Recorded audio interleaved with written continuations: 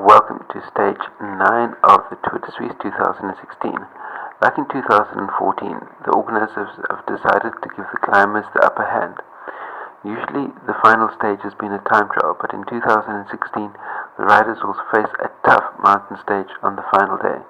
Stage 9 may not have a summit finish, but it offers two big climbs in just 117 kilometers of racing.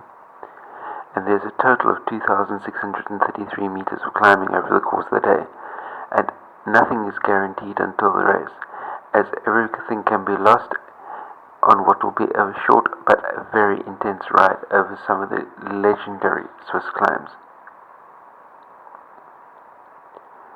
In recent years, it has become popular for organizers to design short mountain stages, and in 2016 the Tour de Suisse will offer one such stage on the final day. The 117 kilometers both starts and finishes in the city of Davos and consists of a big circuit on the southern outskirts of the city.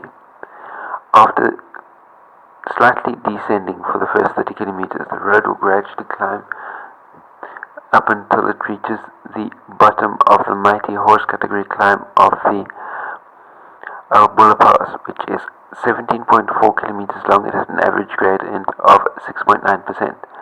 The top comes with 66.1 kilometers to go on the day stage, and is followed by a short descent and then a flat section that leads to the bottom of another horse category climb, the Fleur Pass, should I say.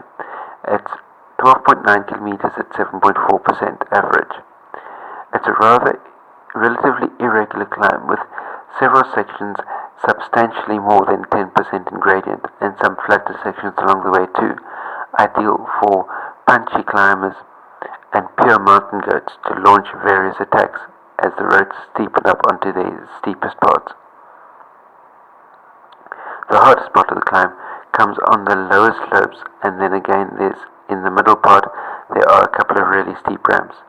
But the road levels out near the top, which is located just 17.5 kilometers from the finish line. The descent isn't too technical and ends with around 6 kilometers to go, and from there on the road continues slightly descending, and the riders will follow a winding road until they take two sharp turns in quick succession just before the Flamme Rouge. This is the kind of mountain stage at the end of a one-week race that often has the potential to be very exciting and aggressive. Most riders have nothing to lose, and the race leader and his team can be put under pressure on the Pass. That means that the race is likely to explode already on the first climb of the day, and we could see some of the GC riders attack really early.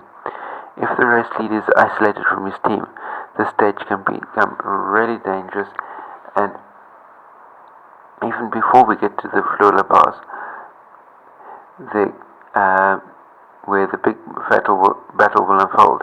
It's a tough climb and can do a lot of damage, but with a non-technical descent there's time for some degree of regrouping. That's of course if the race leader has enough of his teammates around him.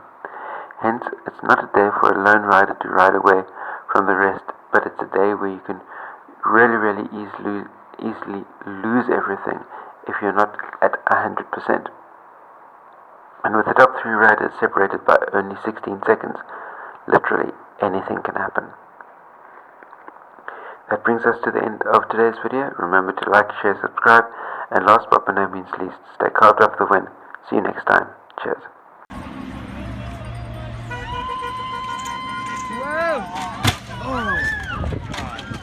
CoachEdu.net